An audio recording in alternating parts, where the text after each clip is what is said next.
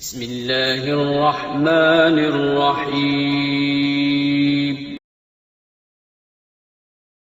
کیا مسواک پاس ہونے سے ایکسیڈنٹ نہیں ہوتا؟ عرفان ناصر ڈیرہ اسماعیل خان سے پوچھتے ہیں۔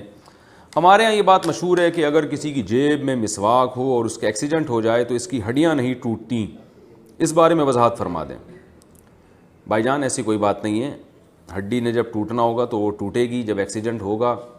تو اللہ معاف فرمائے، ہڈی بھی ٹوٹتی ہے، سب کچھ ہو سکتا ہے۔ اللہ تعالیٰ سب مسلمانوں کی اچھے کی رپورٹ رکھے، سب کی کو محفوظ رکھے اللہ تعالیٰ۔ تو ایسی کوئی بات نہیں ہے، بلکہ بعض دفعہ یہ ہوتا ہے مسواک آپ نے اگر بے احتیاطی سے رکھی ہے تو وہ مسواک گھسنے کا بھی خطرہ ہوتا ہے، گرے اور پتہ چلا مسواک گھس گئی، تو اس لیے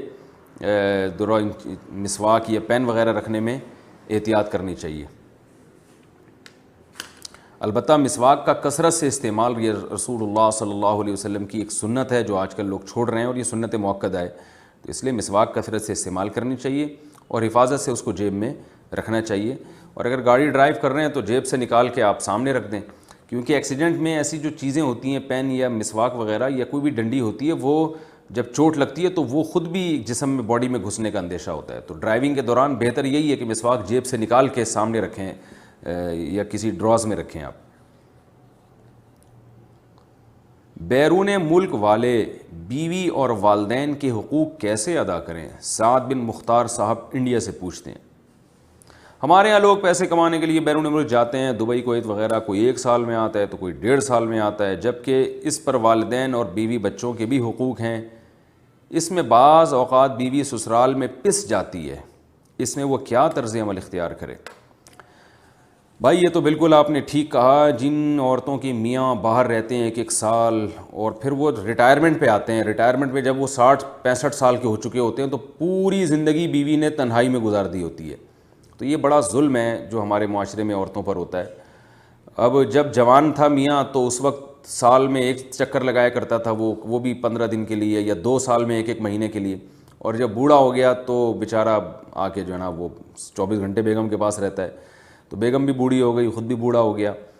تو یہ طریقہ بالکل مناسب نہیں ہے۔ میں اکثر بیان میں ایک بات بتاتا ہوں، قرآن مجید میں اللہ تعالیٰ کا ارشاد ہے، یوم یفر المرء من اخیہ و امہ و ابیہ و صاحبتہ و بنیہ۔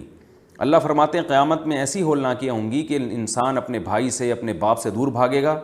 اور اپنی ماں سے بھی دور بھاگے گا، و صاحبتہ، اور اس سے بھی دور بھاگے گا جو اس کے ساتھ رہا کرتی تھی۔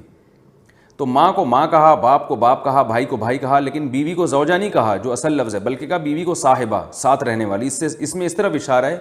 کہ جب انسان کا کسی عورت سے نکاح ہوتا ہے تو وہ پھر ہمیشہ شوہر کے ساتھ رہتی ہے، جہاں جہاں شوہر جائے گا وہاں بیوی اس کے ساتھ جائے گی۔ تو اس لیے اصل طریقہ اس میں یہی ہے کہ شوہر اگر کہیں جاب کر رہا ہے، اول تو باہر جاب نہ کریں، اپنے ملک میں کریں، یہاں گزارا نہیں ہو رہا تو باہر جائیں تو کوشش کریں بیگم کو ساتھ لے کے جائیں، اور یہ بالکل ہی ناممکن ہو گیا ہو تو ایک مجبوری کی بات ہے، ایک الگ ہے، تو اس میں پھر کوشش کریں کہ روزانہ فون پہ بات کر لیا کریں، والدین سے بھی بیوی سے بھی، اور خرچہ دونوں کو بھیجا کریں، تو پھر ٹیلی فون ہی ہے جس کے ذریعے آپ حقوق ادا کر سکتے ہیں اور ایک دوسرے کی خیر خیریت معلوم کر سکتے ہیں۔ لیکن بہرحال کوشش اس کی کرنی چاہیے کہ جیسے اللہ نے قرآن میں فرمایا کہ وصاحبتہ، زوجہ کو اللہ نے صاحبہ سے تعبیر کیا ہے، اور اس میں مرد کا بھی فائدہ ہے، وہ بھی گناہوں سے، اس کا بھی بیوی کے بغیر گناہوں میں پڑنے کا اندیشہ ہوتا ہے۔